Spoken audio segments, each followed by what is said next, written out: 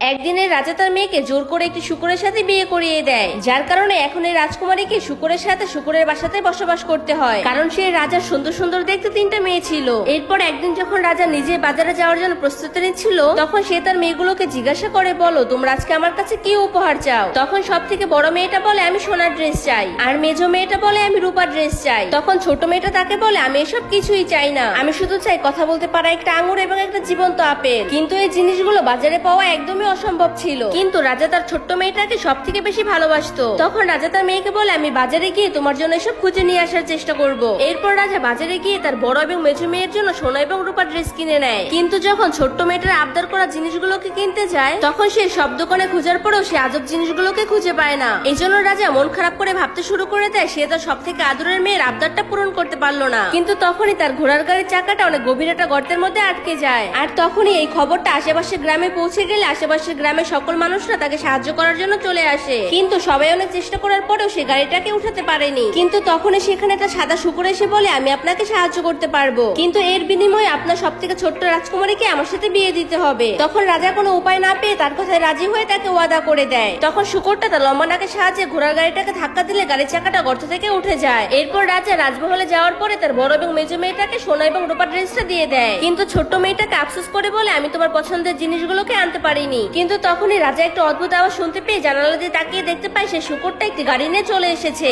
তখন সে রাজাকে বলে, আমি রাজকুমারীকে নিতে এসেছি। কিন্তু রাজা তো সে শূকরটাকে তার মেয়েটাকে দেওয়ার মিথ্যা ওয়াদা করেছিল।